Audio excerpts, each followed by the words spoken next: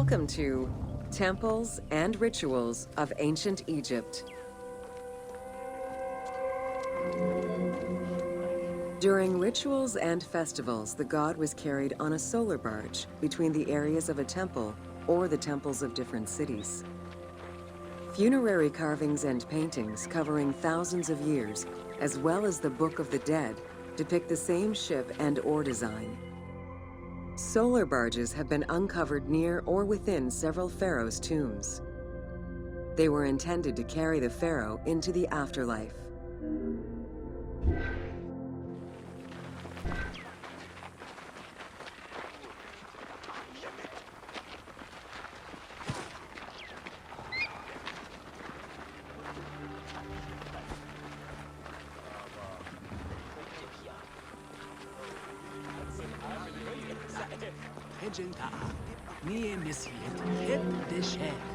Ancient Egyptians believed that Ra, the sun god, traveled the skies in a boat known as the solar barge.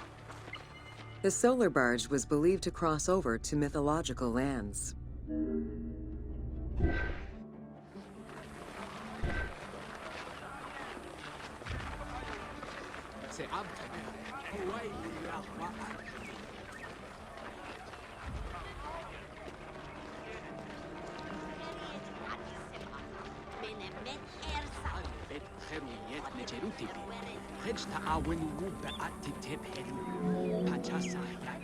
The god Ra believed mankind was conspiring against him.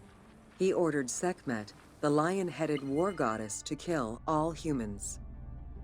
To his chagrin, Ra quickly realized that with all humans gone, there would be no one left to worship him. In order to stop the rampaging Sekhmet, beer was brewed and dyed red with pomegranate juice to resemble blood.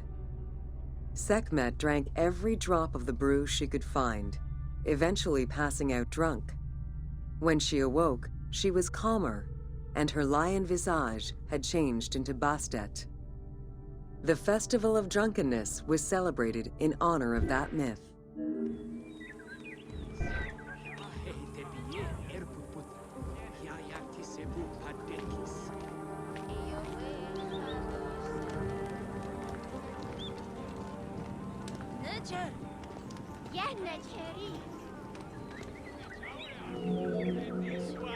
Unlike the daily rituals that took place in the temple and were performed by priests, festivals allowed the entire population of the city to participate. Festivals helped mark the passing of the seasons in the agricultural calendar.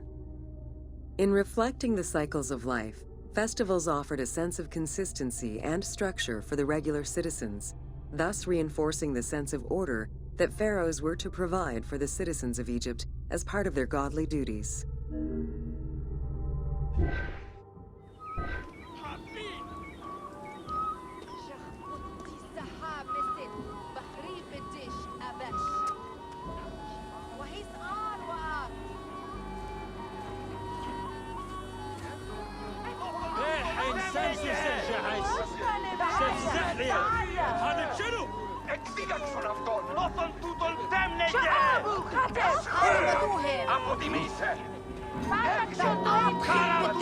The importance of these festivals is demonstrated by their longevity.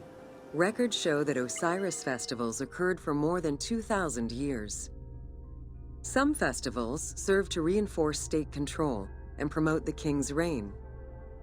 Both the Opet and Set Jubilee festivals were specifically intended to celebrate the renewal of the king's power.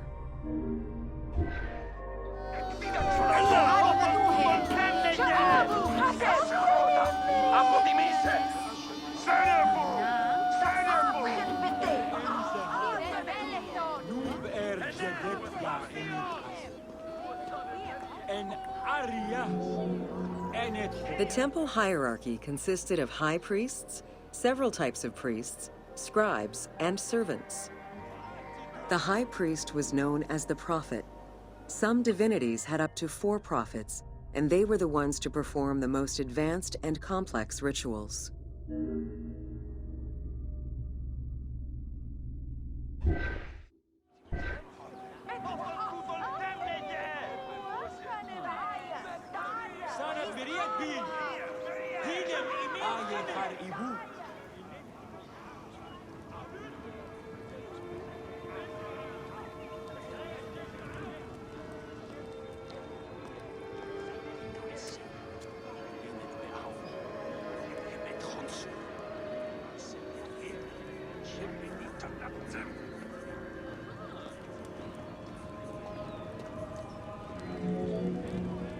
Egyptian priests were not confined to solely religious tasks, and in fact had crucial roles in Egypt's administration, most of which served to reaffirm the pharaoh as the proper vessel for the gods.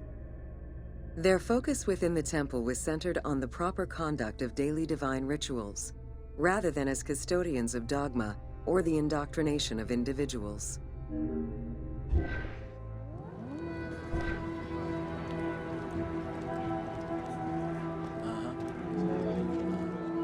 Scribes were custodians of the sacred sciences.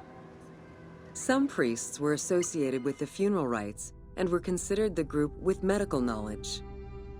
The servants of the Ka were low-ranking priests who carried food and offerings in funerary rituals.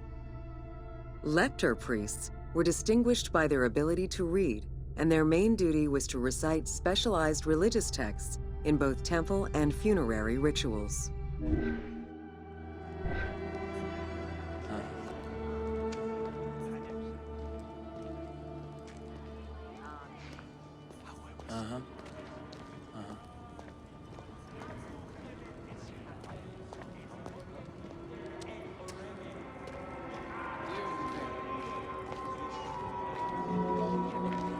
Priests and all the officials who served the temple worked only 3 months a year, with each period separated by a quarter of inactivity, at least within the temple compound.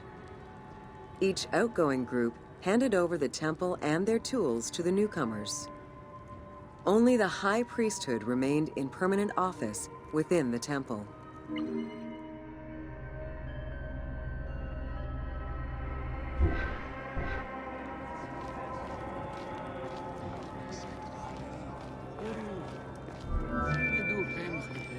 The most sacred part of the temple was referred to as Djeser Djeseru, the Holy of Holies.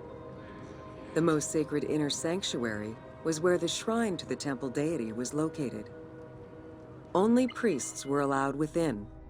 Offerings were given, and rituals unseen by even the pharaoh were performed. While the team chose to allow any character access to this space in some game temples, normally it was reserved for priests alone.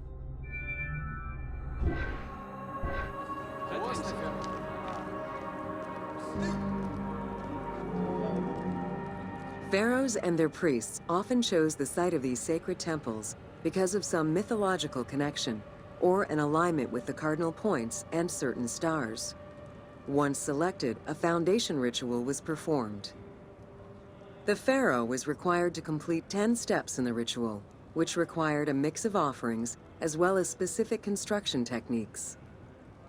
Once the temple was complete, construction of the chamber containing the shrine, or naos, began.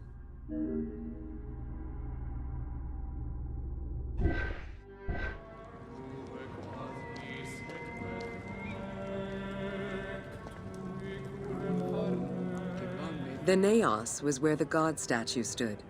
The representation of the deity was usually in stone or wood and decorated with gold, silver, and precious stones. Smaller temples had only one naos, while larger complexes, such as the Temple of Karnak, had many chambers to honor gods, such as Amun, Ptah, and Osiris. Each statue was believed to be a receptacle for the presence or essence of the god's Ka, enabling it to take a physical form. Through the statue, the god came to the shrine to eat, drink, and communicate with the pharaoh, or with the priests standing in for the pharaoh.